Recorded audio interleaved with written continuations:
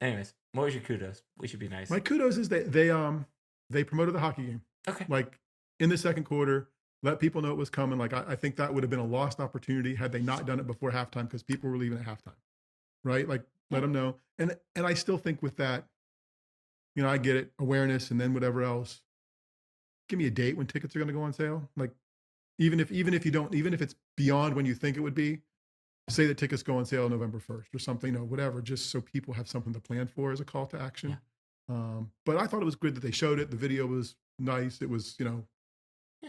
it was something that needed done. I'm glad they did. There were a couple of those. They did a nice job with Happy Valley United. They did a Nittany Lion Club one, and they did a Roar Plus one, and I was pleasantly surprised to see all of those. The hockey one was the big one, and that is a good point to segue. I think it seems like maybe the plan is still in motion on the hockey game, and I think I maybe think so that's too. maybe why we don't have tickets information and things like that.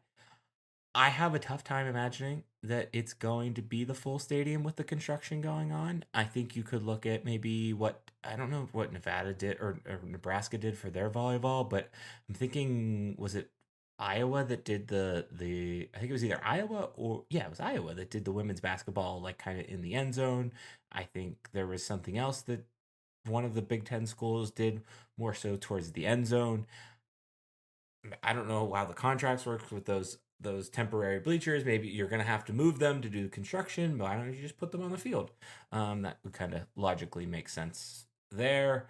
But I think this is a very cool moment. I do think, one, I hope they don't half-ass it, and two, I think this is a test for whatever's coming in 2027, 2028 that I know nothing about to make it crystal clear, but also could bet with a comfortable amount of money that by 2030, Penn State will have a NHL hockey game in it because of what happened at Ohio State, how much money they're spending on the stadium, and the fact that they're doing this probably as a test.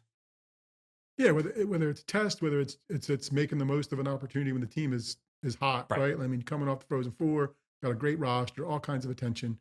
I don't think you need to use the West Side if construction's happening and still get 60,000 people in there, whether you stick it in the middle or not. It's still exciting. I don't know if you get that many. And I think kudos for going it alone, right? You're doing your men's and women's hockey. You're not going to be, the NHL schedules don't work out to find the right partner to do whatever else, but you're going to do it.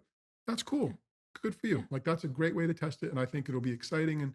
And the hockey program, good Lord. In what, 9 months, they've gone from the guy going to have a job literally to, oh, we're going to make a Frozen Four run. We're going to sign one of the best players in the world. We're going to do all this stuff. And we still don't really have ticket information for this season for people who are trying to figure out how to get single games because it's so hot. I'm not quite sure they know How? how to get ahead of it or whatever else. And now you're going to play in the stadium. Like what a nice set a couple of months, Yeah. 9 months. So Yeah. No, I think it's a really cool moment. And I think you know what, the other thing that I think whoever had the foresight, particularly on the men's side, to schedule it against Michigan State, I think that's a great call because that they're going to be probably equally as good as Penn State is, like at least on paper. mhm. That there's some storyline, there's some animosity building there. Like I think that's a good call out, or a good opponent. Yeah, no, I think it's a good idea. And while there's stuff undecided, some of it's certainly done because when the schedule came out, it was scheduled Saturday, Sunday, right? Like people just didn't.